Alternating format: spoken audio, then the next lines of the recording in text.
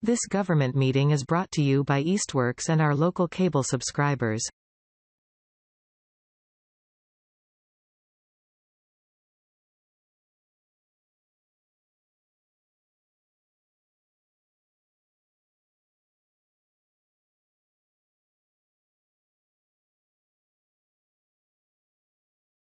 Okay, I'm going to call to order the meeting of the Ad Hoc Cost Efficiencies Committee for May 22nd at 3:02 p.m. And thanks everybody for being here. I don't see anybody hanging out waiting as open time for the public. Here comes John Lumbra. Perfect. Good timing. All right. All right. Hey, John. Hey, sorry about that. I was on with the lawyers. That's okay. We're all double booking, I'm sure. So anyway, well, thanks everybody for getting together. Ian, I know, couldn't be here today. He's out of town, but thanks for having a full house. It's been a little bit since we got together. We got together last month sometime. And since then, maybe a couple people that don't know everybody.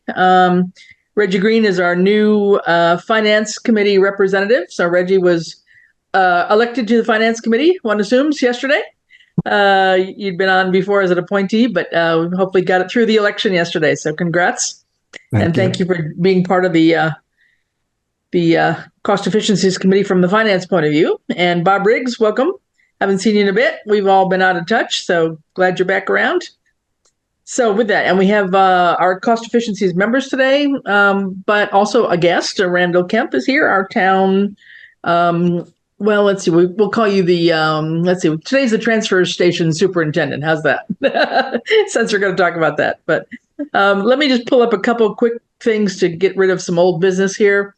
We have, for those of you that were around, we had a meeting way back in November. And since then, we haven't had a quorum to actually approve any minutes. So I'd appreciate folks to take a look and just do this. This is the meeting we had in November when we got together with Randall as the highway superintendent, Robert as the town moderator and cemetery commission person, and Dylan from the park commission to talk about that 2016 report and trying to consolidate possibly some positions and the notion of maybe consolidating water and highway into an actual DPW as was recommended in that report. So this was an initial discussion we had about it. These were the recommendations from the main report itself. And then we talked, basically it was just a brainstorming meeting. It was just the first talk about, is it time to really think again about having a DPW?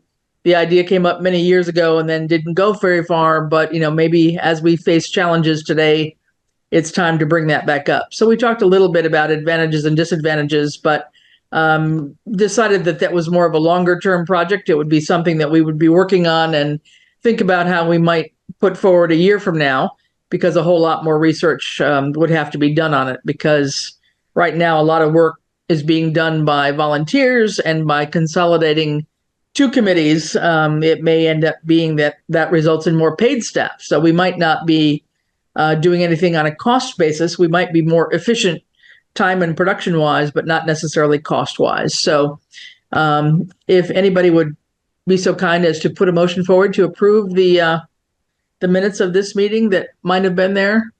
So moved. Second. All right. Thanks. All in favor? Aye. Aye. All right. Yeah. And even if you weren't there, from what I understand, you can actually say that you approve minutes, even if you weren't there, but it's up to you. So I think, Aliza, did I hear Aliza maybe? Sorry, I raised my hand. Aye. Okay, didn't see it. Sorry. Okay. Very good. All right, we'll call that one approved. Thank you. And then I've got one other one, if I can pull that up. And this was our last meeting. And this was on the April 11th meeting. And this one, Reggie had just joined us. We didn't fully have a quorum at that time, so now we do. And this is, we just kind of started going through the structure of the report again. Scott, as our new town administrator, gave us kind of an overview of the budget challenges that he had seen from walking through the first year of budgeting, and all that kind of entailed, and how we might certainly focus on starting that earlier and doing it more efficiently. So I think we'll have some new things going forward on that. I know Scott's got a lot of ideas about how to improve situations like that. And having come from a larger town like Wellesley, we're not really comparable, but he brings lots of ideas and things that we might be able to adapt to our size town, perhaps here. So, Motion to approve? all right. Thank you, John. I have a second, please. Second. All right. All those in favor? Aye. Aye. All right. Thank you. All right. Good. So that's kind of where we were with minutes. So what we said we were going to do last time is start talking a little bit about the transfer station budget, which is why Randall's here, at least for the beginning of the meeting. And thanks, Randall, for making time. I do have the budget you sent to me, which I can share if that's what you'd like me to do. So just, I think maybe Randall, you can kind of give the overview of the situation with the transfer station. We're trying to figure out ways to keep it open. You presented a case for us at budget time about the difficulties of it breaking even anymore, let alone making any money, because of the recycling dividends that have really gone nowhere. That used to be a big thing for us, at least to get some money back and cover our costs, but that seems to be not a really good reality going forward now. So Randall, why don't you just pick it up and just give a little overview, and then just really focus on the transfer station and some things you're trying to do. And if you want me to scroll to another tab, just let me know can here. You go to the historic costs is, I think, where we should start. Okay. So as you alluded to, we are a MRF community, which means we're a member of the materials recycling plant in Springfield. Mm-hmm. And they take our recycling and it goes through the through that sorting facility. As Chris mentioned, previous MRF contracts, we've actually received revenue, or it's been a zero-sum cost for processing our recycling. In the newest MRF contract, the recycling market has just disappeared, so they are actually charging us to process our recycling, and it is a higher cost than it is to dispose of trash. So the cost has really jumped through the roof, and that's on a per ton basis when I made that claim. As you can see in FY21, and it's still on a sliding scale. If the commodity market goes up to a certain point, they don't charge us anything, but it keeps dipping down. So as you can see in FY21 and FY23, we were charged over $13,000 to process our recyclables. That was a cost we never had before. In addition, the trucking and disposal costs have continued to climb. As you can see in the last 3 years, they've gone up pretty significantly, FY21, 22, and 23. Other things have sort of fluctuated, but I don't see any real outliers other than the monitoring costs. Every 2 years, there's a pretty big every other year, there's a pretty big fluctuation. We are under obligation to do groundwater testing on the even years, and that is a quite costly endeavor, as you can see. On the off years, we just have a requirement for soil gas monitoring, and all this is to ensure that soil gas or groundwater is not being polluted and traveling offsite from the closed landfill. Randall, 2 questions. Go for it. One, is it just a typo that fiscal year 24 is missing? Yes, because when I made this table, I didn't have total costs because 24 is not done yet. So I could have, like, it just confuses the data to have what I requested or what I'm projecting for FY24 on this one. So that's so so fiscal 11 through 23 are actual numbers. They're not budget numbers. And proposed fiscal 25 is your budget number based on your actions. All right. And then second question is the what looks like, I don't know, $10,000 or whatever, $11,000 for the monitoring of the water. Yes. That's not related to the transfer station. The transfer station inherited that when we capped the landfill. And back then the landfill was open to the entire community at no charge. I don't have a completely confident answer for that. And this is the history that I've got from the Board of Health, is that it was a transfer station, it was an enterprise fund when it was a landfill, and the health director informed me that the reason that the monitoring costs are continued to be carried under the enterprise fund is that if they were not, we would need a financial mechanism to ensure that we had liability costs for if something went wrong with the landfill. Right. No, I get that. But back at is it associated with the capping of the landfill? That's when this monitoring started, correct? Yeah. Yes. Yeah. And at that point in time, was the landfill open to the entire general population of town? They weren't paying to throw bags. They didn't pull permits. That's before my time, and I don't know for sure.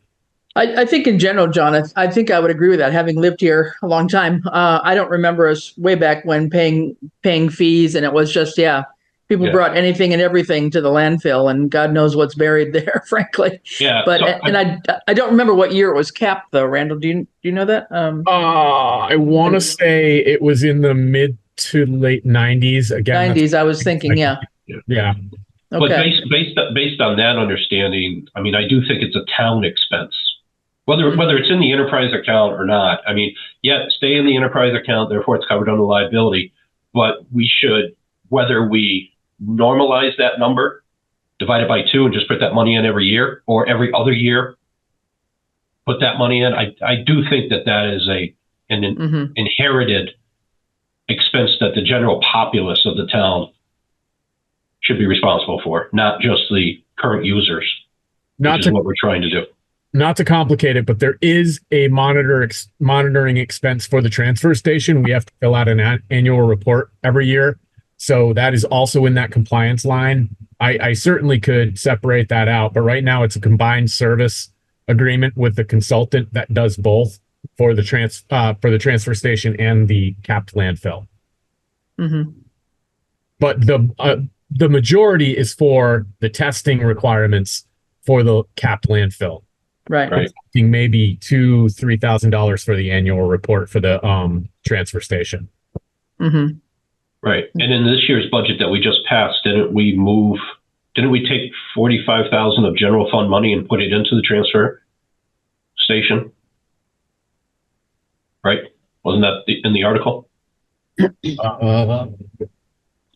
I don't think it was 45, was it? I don't have it handy here.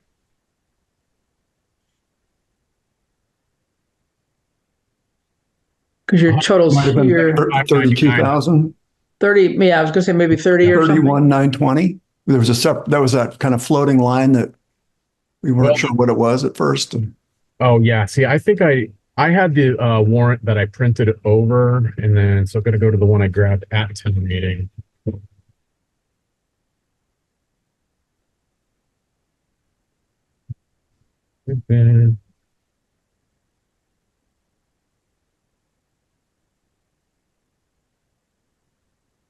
Transfer station. 28,636 be transferred from the general fund. Okay. So the intent of that going in there was to cover the monitoring expenses. And then 19,975 to be appropriated in the general fund. Indirect costs. Does that mean that's going? That 19,000 is what you're charging the other departments to go pick up their garbage. Yeah, that's the indirect cost, right? No, indirect cost is different. I direct bill for correct. That allows, when the bill is received by another department, that line item allows them to pay it back to you. That 19,000. I was under the impression indirect cost was accountant's time, a portion of my time, and all that. Yeah, it's all in that formula. Okay. So it should be one of your revenue sources. Okay. Yeah. I mean, I direct bill for garbage pickup, though. It's not indirect. It's a direct. I got you. Yeah. Unless I'm misunderstanding a terminology. It's just completely possible. No, that's fine. So I think where we were talking at one point in time, so we've kind of managed this year by putting in the money that we had in the general fund to cover at least this monitoring fee for this time around. But it was somewhat of a Band-Aid solution, but thinking that going forward, we're probably going to have to do that. But I think in general, part of your concern was, Randall, whether or not, even with that, whether or not this could afford to still stay open, because the way it looks right here, we're actually selling around almost 1,000 permits a year, which is maybe half-ish, maybe a little bit less than half the households are taking advantage of the transfer station, and others are going to private companies. Is that right? That's right. And so what I've attempted to do here is I did a fee comparison, which is another tab, and you don't have to go there, but I did a fee comparison with the closest competitor that I hear about all the time, which is Valley Recycling. They have sort of a different fee structure. They don't have an annual permit fee, but I think you can still make it semi-comparable if you look at the bag costs. Ours are a little cheaper, so if you do basically the pay-as-you-throw program for bags is meant to try to get people to recycle as much as they can, keep it out of the waste stream. The thought being, if you have to purchase bags, then you're going to do everything you can not to fill those bags. It gets a little complicated when we started getting charged for the recycling, because now the more successful we are with recycling, we're almost a little bit penalized for it, but that's getting a little off track. So I adjusted fees this year. You can go back to the historic revenue tab, please. I adjusted fees. It's a little tough for me to calculate how that's going to translate into revenues for the tipping fees. So, I mean, it's based on a little bit of guess that it would be higher. In addition, I also raised the permit fees and bag fees by another $1. I know when we talked at the Finance Committee Select Board joint meeting, I was a little hesitant to raise fees too much, because the problem we've been having is reduced people using the transfer station. And so I didn't want to exacerbate it by driving more people away. But I guess I think I interpreted the Select Board's mandate or recommendation is to try to split the difference. We put a little in from the general fund, see if we can move toward becoming more self-sufficient. And so that's what I did in raising fees. In addition, I reached out to the DEP to see what we would have to do to open the transfer station up to non-resident use. Right now, our authorization permit, one of the conditions is that it's only for Southampton residents. In talking to the DEP, they had some ongoing issues that they wanted addressed, and we're working on those. By ongoing, they informed me about them once and then never mentioned them again. One of them was just the grading of the landfill cap. There was some ponding off to the right side as you face the transfer station. So there's a lot of soil there as we're regrading that. Another was compost management. They wanted to make sure we were turning compost to get aerobic degradation, because anaerobic degradation, when it's not turned enough, can produce unwanted smells. The challenge there being that we're in manpower. So those are the two things we're working on, but I've got to get the grading finished and seeded before they will entertain removing that condition of our authorization permit. And then who knows if anybody from surrounding communities would opt to use the transfer station anyway. But you know, it's just a measure that I thought it might work, because spreading higher operating costs over less people is a losing option. I think you're going to lose more people every year. Whereas if you can spread that across more fee payers, we might be able to get costs under control that way. Mm-hmm. Well, the interesting thing, it looks like you're relatively staying consistent with the number of permits. It's just your permit users are getting older and they're qualifying for the senior discount, right? You can almost see the correlation between the numbers. Yeah. So what, a $5 difference is it, Randall? Or Yeah, Well, it was a pretty substantial discount. It was 75 for regular permits, and the discount was $50. okay. We're at 60 and 80 now. So there's still a discount, but it's not as substantial as it was. And part of that's due to we are getting more senior permits sold. Mm-hmm. So I guess see the graph. Yep.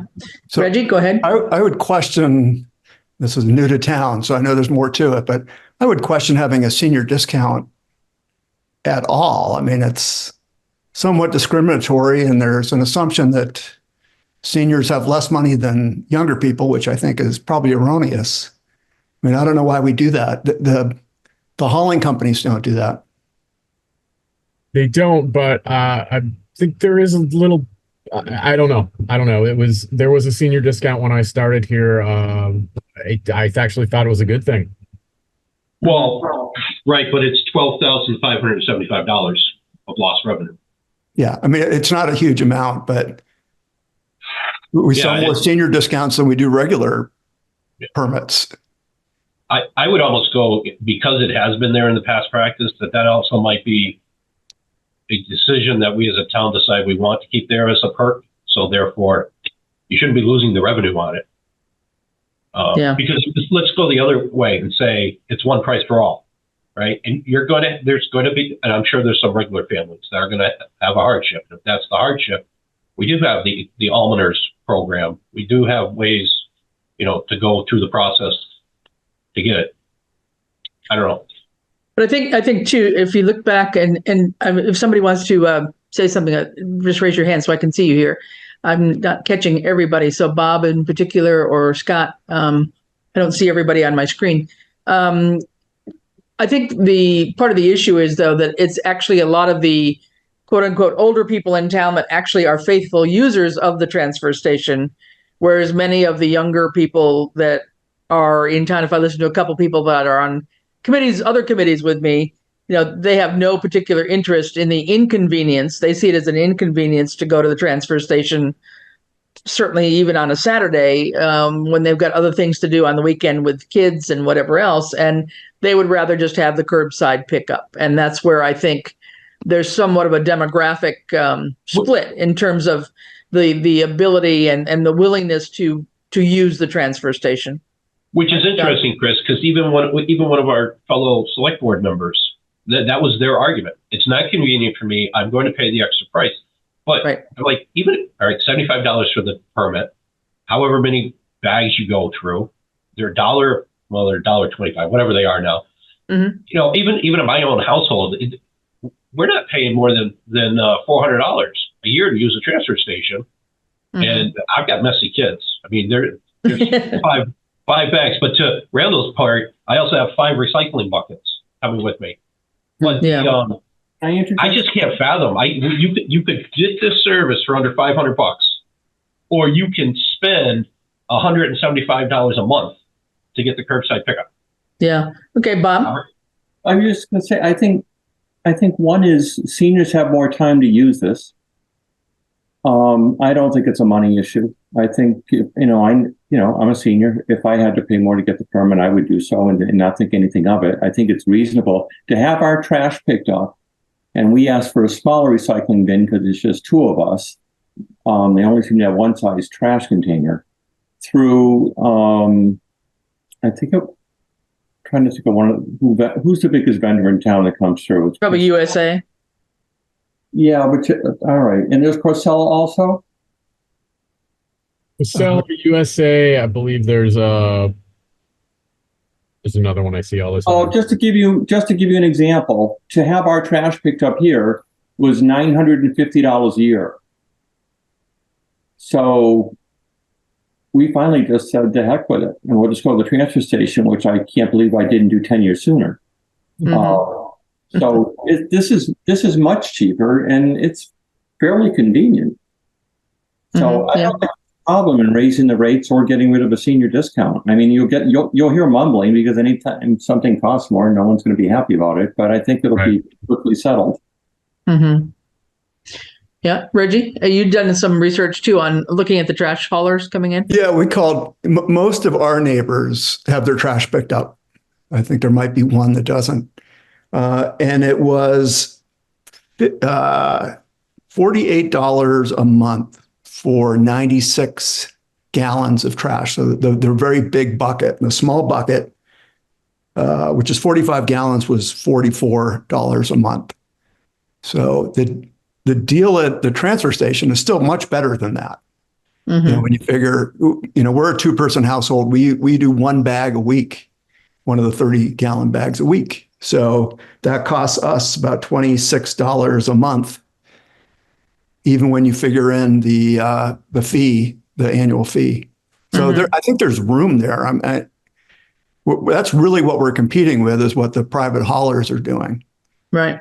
And I wonder too how much, well, convenience is one thing, but I wonder too how much people really understand what they're paying, with the private haulers versus what they would be paying at the transfer station, and having the ability to do, all the recycling that we do. Because I think, Randall, you've done a yeoman's effort in terms of especially the textile recycling, and all of that has been, phenomenal in terms of how people have really just joined in on that, whether they use the transfer station or not. They use that other box also by the police station that goes to Bay State Textiles. And that seems to be a very successful and desired program as well. Can I interject something? Yeah, go ahead. If we can't afford this, what happens? I mean, it just goes away? Yeah, I mean, ultimately, that's an option, is to go the East Hampton route. East Hampton does not offer any trash options for their residents. It is everybody's private hauler. Or go to Valley Recycling. Yeah, I mean, that's private. I think as a do or die, I mean, if you raise the rates to what we need to be to stay in business, so to speak. I just worry because I was in the black for many years with this, and just the escalating cost and what I hear at the recycling coordinator meeting.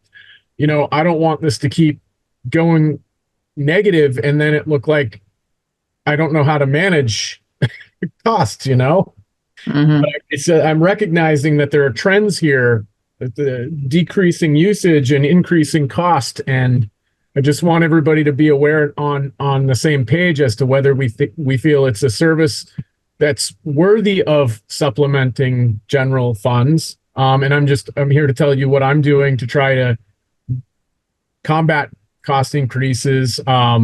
A lot of the posts you see on Facebook are efforts to get grant funds. I apply for sustainable material grants through the DEP every year. And, it's some work, but I think it's worthwhile to keep these things out of the waste stream. We get about $5,000 in grant funds every year that supplements this budget. That might not seem a lot, but I think it's worth it for what we put into it. And we're still satisfying the needs of almost 20% of the town by having this.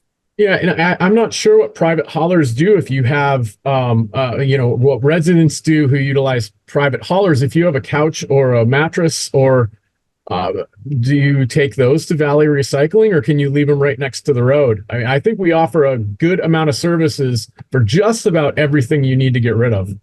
We don't accept household hazardous waste for the most part, except for like waste oil, lithium batteries, and mercury, because we don't want anybody dumping them in the backyard.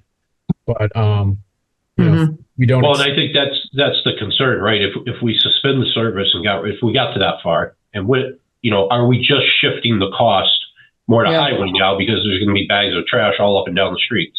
I don't know. That's my predecessor always warned me about jacking fees up too high, because then we have a cost structure that I've massaged on subsidizing some things with others.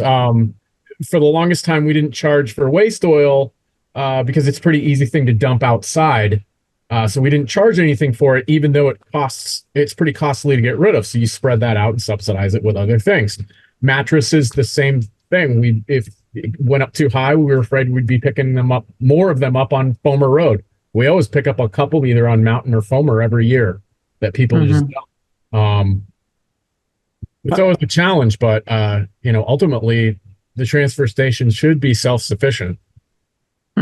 Or maybe it shouldn't. I don't know. That's the question. Well, I know as a taxpayer, I wouldn't really be happy knowing that my town was subsidizing trash for people that chose to use it when I was paying, to have it hauled away. It just doesn't seem equitable for taxpayers that aren't using the service. Schools, there are people that opt for the whatever, not convenience, but private schools, and they're still subsidizing schools. If you look at it that way. Well, determine whether it's subsidizing the school worthwhile endeavor or not. No, right? Randall, I think Reggie's talking about the discount for seniors. No, I'm talking about the whole service. If it was a true enterprise fund and broke even, separating out the landfill costs, I'd be fine as a taxpayer. But if I'm subsidizing whatever small percentage of other people's trash, I'm not sure I'm really that happy. Because that's all it is. We could decide to close it, and then it's completely equitable that you have to go out and find a private hauler to do it. But the fact that we're subsidizing 20% of the townspeople overall, if we can get to the break even, that's one thing. But if it doesn't look like we're ever going to get there, and we're not willing to raise the rates to get there, then I'm not sure that's a thing we should be doing. Where are we coming up with 20% of the townspeople? I thought I heard that somebody say that. Almost 1,000 people, 1,000 permits issued, and what's our population? Well, household-wise. By household, so there's about 2,500 households. So if let's say have 2 permits per household or something. No, Well, even if it was half, it's the same argument. I mean, why should part of the populace pay for the other part? Just because we don't charge enough for the service, and if it ends up the service isn't going to work because of the pricing, then that's something else to talk about. Yeah. Well, and again, I think if I'm understanding Randall, basically this had been working until the dividends on the recycling have gone away. I mean, that's where, over the last 3 or 4 years, that's really kind of been the problem, right, Randall? That's why we are not, why we're facing this issue right now. Yes. Well, there are a couple factors, but the worst one is the having to pay for the processing of recycling. Yeah. I will point out, though, if the transfer station were to go away, there is a little give and take into and out of the general fund. You would lose retained. Can you go back to the historic costs, please? Thank you. You would lose the no, it's not listed on here. Indirect costs that goes into the. It was in the bottom one. It was in the other one. Oh, it was there. I thought I had it on one of the. It's here somewhere. I saw it. I saw it a minute ago. Where'd it go? Anyway, you'd lose the indirect cost that goes into the general fund, and the town would still be obligated to pay the monitoring fees of the landfill. So there's that. Right. But if you're talking about pulling it out anyway. I feel like, not just, we can stay status quo and continue to lose money in hopes that the market for recyclables picks back up, because it looks like it dropped around fiscal year 20. Fiscal year 22, you got a spike in there again. So, I mean, maybe it's just a timing as we work through COVID. We can increase costs, right? So that we are a break even or better. And then if we're going that route, do we set a reasonable time frame, or do we try to do it all in 1 year? We spread it out over 3 years and ease this in. And option 4 is, or 3 is, do we move towards a shutdown? Yeah. So Randall, do you have the current wage and the current fee structure? I don't think it's in any of this table here. I'll stop sharing this, but you had mentioned that you changed the permits and the bag fees and so forth. Oh, sure. It was actually on that. I had the proposed, I had current fees and proposed fees compared to Valley Recycling on one of those tabs. Okay. But- Pull it back up. Sorry. Chris, did we get a copy of this? No, I just got it from Randall this afternoon. I'll shoot it around Yeah, to you. that would be great. Yeah. Yeah, this Where was is pretty nebulous up until a week before. I was waiting for some guidance on where we were going to go with it. Where is it, Randall? Sorry. Comparison tab. Comparison. Yeah. So the current transfer fees are in the middle column, light gray, and then what they went to for FY25 is in the right. Okay. So, like on the differentiation between the regular and the senior discount, so that was a $25 differential. Now it's $20. So we're slowly moving in a direction. Yeah. And then same thing with bags. The bags, there's no discount on anything except the annual permit fee, right? Correct. Bag fees are the same for everybody. So, Okay, can we stop there for a second? Because Yep. this could be a little nightmare here. How many bags are in the large bundle? And how many are in the small? 10 and 20 respectively. All right, so 10. So large would be $25. And then the smalls would be $25.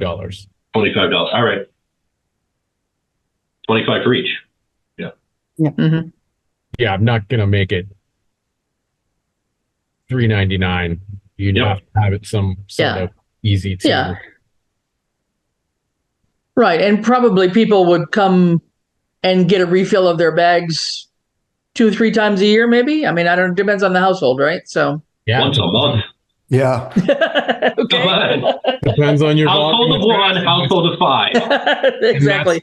That's why we have the pay per throw Yeah. structure. How much you dispose of is how much you pay for. Yeah, exactly. Yeah. There was, Chris, there was in the spreadsheet on another tab, there was, Randall had totaled revenue from expenses and showed a negative number for a couple of years. Wonder if you could find that and Just just, on the historic revenue page. yeah, up a little bit or down a little bit, however you, Yeah, I'll get there. Okay. right there, he's got the red. Yeah. I assume that's the difference between revenue and expense. Yes. Can you pull that back to a few years so we can see just, I don't have the data going back any further. okay. I'd have to get that from the well, we actually at one point we had a $50,000 retained earnings. Yeah, you used to have retained earnings, right? Yep. Yeah. And then we had to spend, I believe it was $30,000 on replacement of our dumpsters for cans and bottles. And then the rest evaporated with the increases in costs.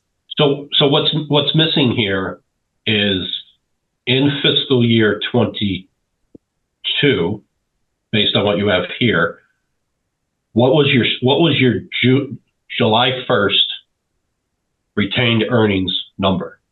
Because it was something, right? And then you would net that I out. believe it was nothing. I was told it was not there.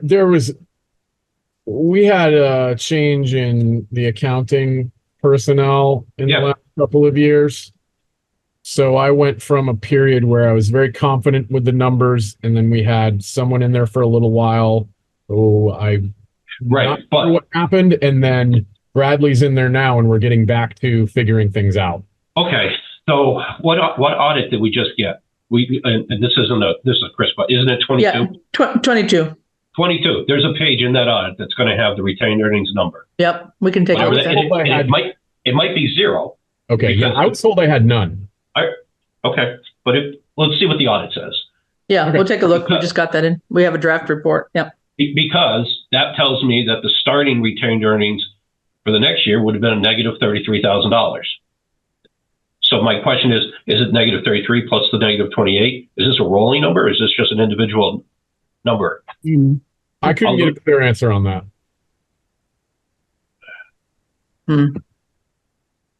Although, isn't there a transfer that's made between the general fund and the enterprise fund? Is that how it works? Correct, to wipe it out, but eventually, if the next year they're in a surplus, they got to pay it back. Yeah. Right? Okay. So it should be on a balance sheet going back and forth somewhere. Mm-hmm. Yeah, we'll have to take a look at that as we look at the audit. Yeah. Okay. Let's see if I So, can. yeah. Okay. So at this point in time, though, I mean, I think, with the fee structure you've got, you've been slowly modifying that. It seems like you're taking the right steps. Now, do you feel after you've done the regrading and whatever else you needed to do for DP, had you reached out to like Montgomery or West Hampton or somebody to find out what they do now, and is there anybody in the town government that would be willing to do I don't know if it'd have to be a partnership with us at all, but just make it available to their citizens to come down? Yeah, I haven't. I wanted to get it DEP approval before I even started exploring it. And then I was just going to put something out on Facebook and word of mouth, maybe get some people coming in. Mm-hmm. Yeah, the other thing might be good to do is do the Scott could come up with this. Figure out what the average size of a household here in town is. How many people, right? And then figure each person generates one bag of trash a week for numbers. So based on this, here's your permit fee. Here's the bags you would use. It would cost you X. Almost like a campaign. Maybe people don't realize, you know what? For $270, I don't have to pay the $600 a year, and I can go do this. Mm-hmm. I don't know. Yeah, I think that's worthwhile. I know in our old community, we were up to $100 a month when it was going up, and we just decided to go to the dump. But if we had known what the fees were, it would have made it that much easier, that much quicker. Yeah, it feels like we need some sort of a comparative, a mini education campaign or something, just saying, here's what it costs, the average household, to come to use the transfer station. And just get more of that information out there. People may not totally realize. I mean, the inconvenience, you're not going to win some people over anyway that just don't want to do this on a Wednesday or on a Saturday. But it may be that people just haven't really looked into the economics of what they're doing. They're just doing it on the convenience basis, perhaps. I don't know. Right. Yeah. Well, I keep modifying the web page to be more user friendly, have information that people can make an informed decision. And 2 months back, I did put out a little PSA to try and encourage people that might not even know that the transfer station exists about becoming members. I didn't see any influx in people buying permits at that time, but we're so close to the end of the fiscal. I don't know if people opt in then. I'm going to do the same thing at the beginning of the fiscal to see if we can capture any more revenue there. Right. And new permits are due July 1st, right? Yes, we usually start selling them around 2 weeks early because we need the cash flow at that time to end up paying our bills for the end of the year. And you can kind of, depending on how many weeks you start selling them early, you can cushion. If you're way behind in revenue, you might be able to cushion that for the rest the next year. Was the way it was explained to me how we've operated in the past. That's something you'd like me to modify. I'm open to that too. We usually have an influx of cash from the permit purchases first thing in the fiscal, and then same thing at the end. It's about 30,000 each, beginning and end of the fiscal. Okay.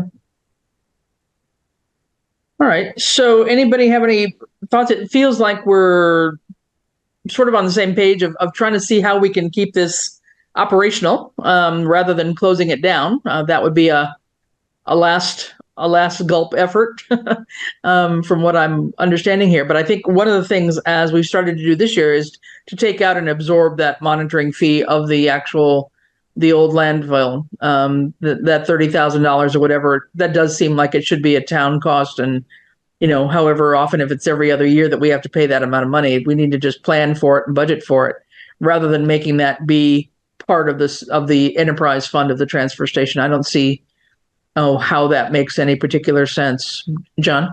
Chris, what that number Randall, that you read off the warrant, was it 32,475?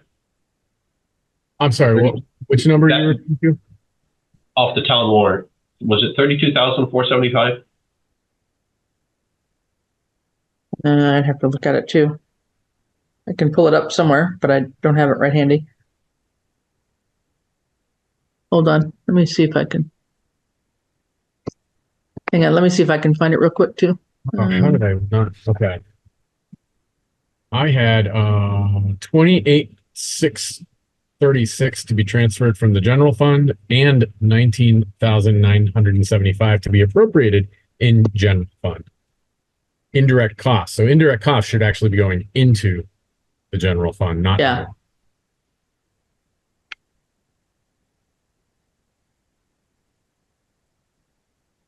So what was your question, John? No, I'm just trying, because in theory, I should find that number on this audit and tie it out. Oh, okay. It looks like the shortfall at end of 22, which is on page 14 of the audit, which, Reggie, I just sent off to the finance committee, the audits. So you guys should get them in there. But it's. So I don't know if this is a mitigating factor for anyone, but there was a loan taken out for capping of the old landfill, and that was paid back over 25 years or so.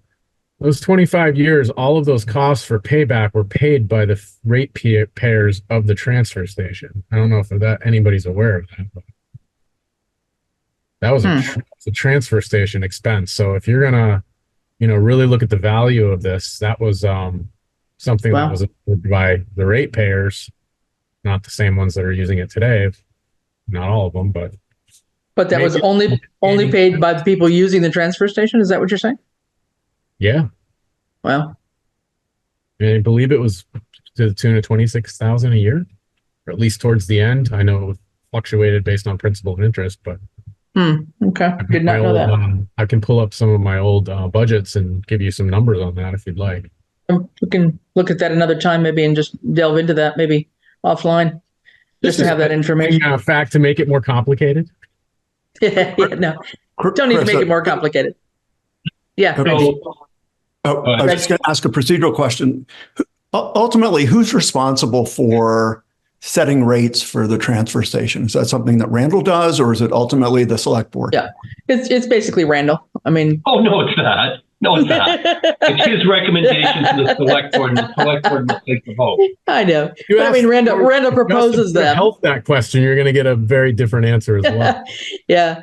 Well, it seems like there's a big divide between being self-sufficient and not being self-sufficient. That sounds like a select board question. Well, I think basically Randall proposed these fees, am I not right, at the budget time? And then by approving this budget, we essentially kind of acquiesced to those fees, right? I don't know that we took a separate vote on them, though, which is probably something we should do. I think we need to take a separate vote on it, because that's where I would want to have a conversation about the discount. So I will tell you that the way I used to present my budget was that it was a two-sheeter. It was the article and the motion. And I would submit those two documents with my rate sheet so that it was accepted all at the same time, because my budget is based on the revenue I'm projecting from the fees. So I don't believe you'd have to approve it first and then approve the budget. I don't think it's something you can approve the budget and then say, well, we don't approve your rates. That doesn't make any sense. Mm-hmm. Well, then we should have had that vote. Well, my assumption is that if you're voting for the budget, you're voting for the fees.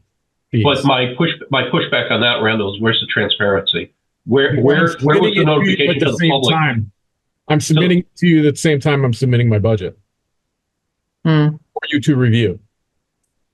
Well, yeah, we'd have to. I don't want to split hairs here, but I think it's pretty good when it comes to the numbers. And I remember a lot of conversation about the shortfall, and we're going to figure out a way to make it whole this year, and then study on it.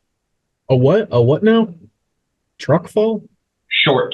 Oh, shortfall. You got a deficit. Yeah. Well, we can, without belaboring this, thanks, Eliza, if you have to go. Understand.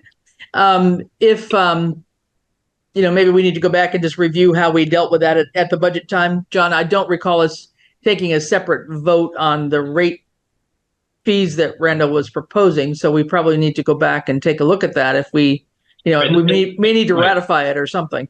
And the reason why I think, in full transparency, it needs to be a separate standalone vote, because just last year, when we increased the price of the bags, there was a separate list, separate schedule that came in. There was a big discussion about it, right? At the same time, we did the other department increases and fees and fines and all that. Yeah. And if those fees support the budget that got passed, okay, let's rubber stamp that at that moment in time. But then let's talk about how are we going to fix this? How are we going to scale up? Are we going to phase away from the discounts over a 3-year period? What's the game plan? Because right now that budget only handled the next 365 days. That's right. Yeah. Right. Yep. Okay. All right. Well, I think without belaboring this has been a good discussion just to understand some of the challenges that we're facing here. But I think we probably do need to do some sort of comparison of, more in depth. I don't know if Reggie, if you had other things that you wanted to share with what you had looked at for other companies.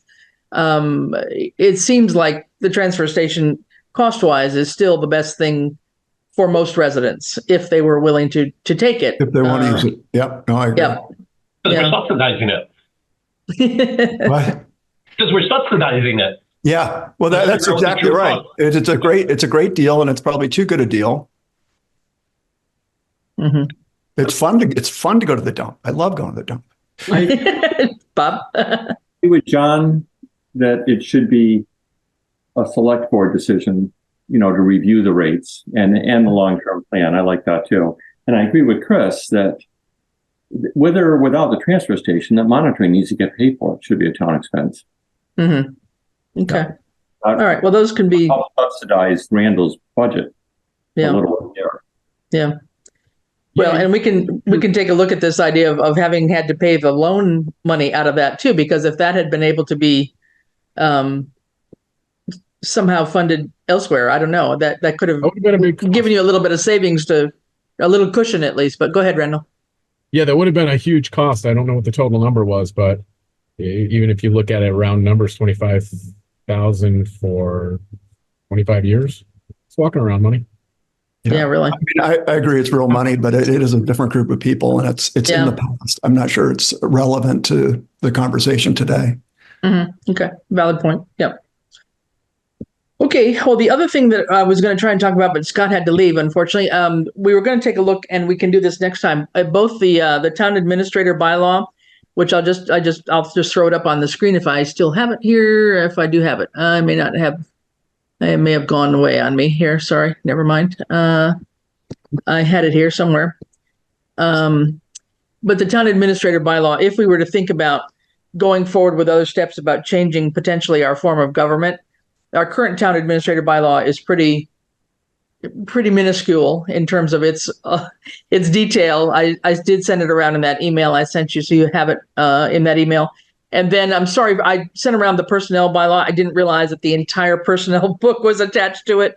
So those of you might not have gotten it. It's because the file was too large. I will see if I can cut out the 4 or 5 pages of the bylaw itself, because the bylaw is never, the personnel bylaw was never put into our regular bylaws, because the argument from PQB all the time was, we don't need a bylaw. It's part of the personnel manual. So as a result, I didn't go back and check, but I'm pretty sure it's not in our new E360 system. So we need to kind of pull that bylaw out and double check those 4 or 5 pages about what the Personnel Policies and Procedures Board is all about and what their duties are. So that really does need to be a discussion going forward, if we're even thinking about trying to look at some changes in our town government. So just 2 things on that, Chris. I did see that you sent the old version around. So I resent the new one that just got amended earlier this year. That's the handbook, but did it have the personnel bylaw on it? No, because the bylaw should be on, the town clerk should have that on and it's just it's that one standard paragraph from Mass General Law and the date and the date and time of the annual meeting where the town adopted that bylaw. Right. Well, the one I sent around. Yeah, the one I sent around, John, was from the actual thing was from 2017, but the bylaw itself was about 4 pages, the first 4 pages, and it dates from 1988. And that's at the beginning of John's as well. Okay, all right. A lot of the ones I've seen have just had the personnel handbook and not the bylaw itself. So I'll double check and make sure that even made it into E-code, because I know the bylaw advisory committee didn't touch that at all, because at the time the bylaw committee and the personnel and policy board were not seeing eye to eye in terms of whether it needed to be done or not or revised. So we let it alone at the bylaw committee level. And I don't know if it made it into that E360, but we can double check that. But maybe we'll try and pick up both of those next time again. Yeah, John, something else? I wasn't at the last meeting. So is the consensus that we think there's efficiency and that we want to change the town administrator's bylaw now with somebody who's only a month or 2 in? No, I think we wanted to take a look at, what would it mean? I mean, here's what we have now for the duties of the town administrator. And as we work towards something, maybe for next year's, town meeting kind of thing, when could we possibly do this? What would it look like if we changed and we had a town manager form of government rather than a town administrator kind of thing? So Scott was going to give us some examples of what it would look like based on how he's operated in or how he's seen other towns operate it. Yeah, I think that's a heavy lift. Mm-hmm. Personally, I mean, yeah, my own 2 cents. I don't think the town is anywhere ready for a town manager. Yeah. Okay.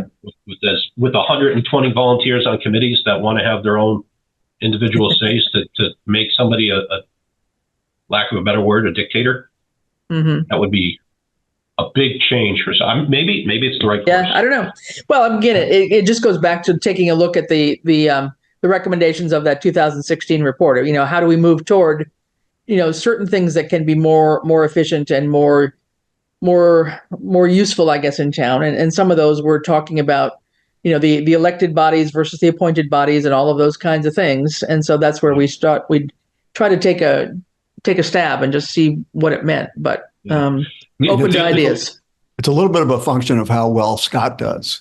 I mean, it is, to John's point, it's a function of who you have in that position, whether they can handle it or not, or whether the select board would want them to handle that. So it's probably an ongoing discussion. Yeah, no, I think so. Yeah, and if Scott's not the person, then you fire him and you hire somebody who can do it. I mean, seriously. Yeah, it's not anything that's going to happen overnight by all means. No. I mean, it's something that we have to work toward if that's something that we think is going to be a useful set of recommendations to pull back on. So one other thing, and I don't know if this is the right committee to bring it up, but it didn't get any traction in the capital committee. So I'm trying to figure out a way to do an end run around them. But I know I sent to you and Scott the 2017 email where I asked capital to take this up. But, there's a process, just like we have on the budget side, where you can do 5-year projections and have rolling 5. The state's already put out the manual on how to create a proper capital committee, which involves long-term planning, identifying the assets, figuring out schedules, having borrowing authorization already set. So if we know, hey, in order to maintain all these vehicles and all this equipment, we've got to borrow $300,000 a year every year. And what's this look like and go with? It seems like now I've only been on the liaison for, 3 years now on capital committee. And we have this pot of money and this is all we can spend and nobody wants to talk about anything else. So I'm just thinking maybe through this committee, we could get the finance committee together and bring capital in. So there's more voices at the table. And if everybody agrees this is a good thing, I mean, and do a little bit more longer term planning.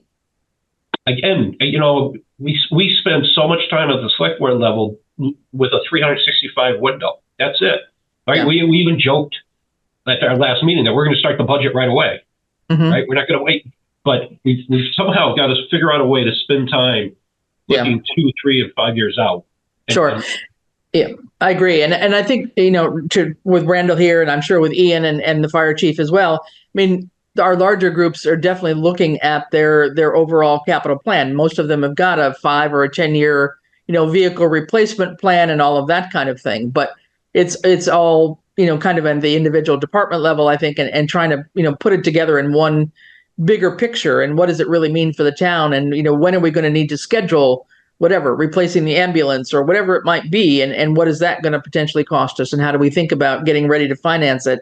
I mean, all of that kind of planning, I don't know has ever really been done, to my knowledge anyway. And if that's something we can try and take a look at, I think that's something, John, you and I can brainstorm a little bit more on, and then maybe we can bring that up at the next meeting that we have here, if that sounds like an idea too for people. But we'll keep on moving a little bit with Randall. We'll circle back around, Randall, with in terms of sort of if it has to be a ratification of costs. You haven't put up the new fees yet, or have you? Not yet. I haven't, but my grant application is due I think June 30th or within the first week of July. So I would need to all that stuff up because I have to paste those links into my grant application. Okay. All right. Okay. Well, can we just put it on Thursday night's agenda?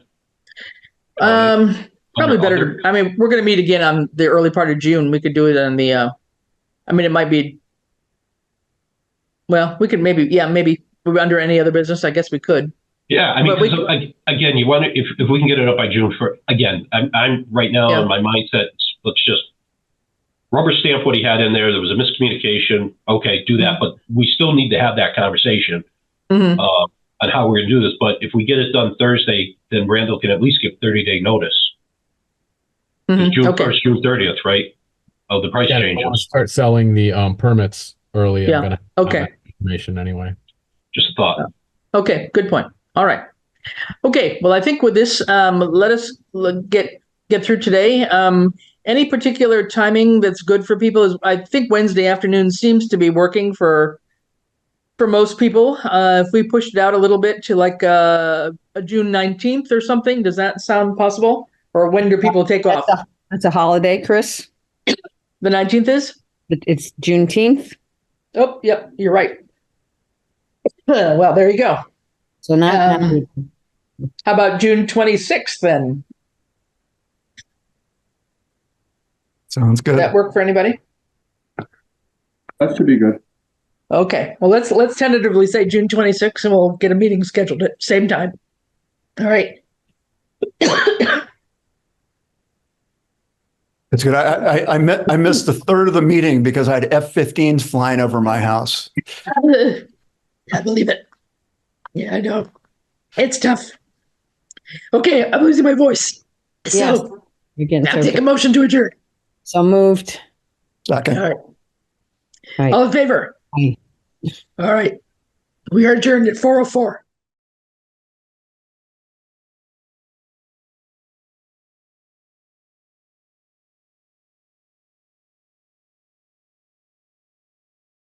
This government meeting is brought to you by Eastworks and our local cable subscribers.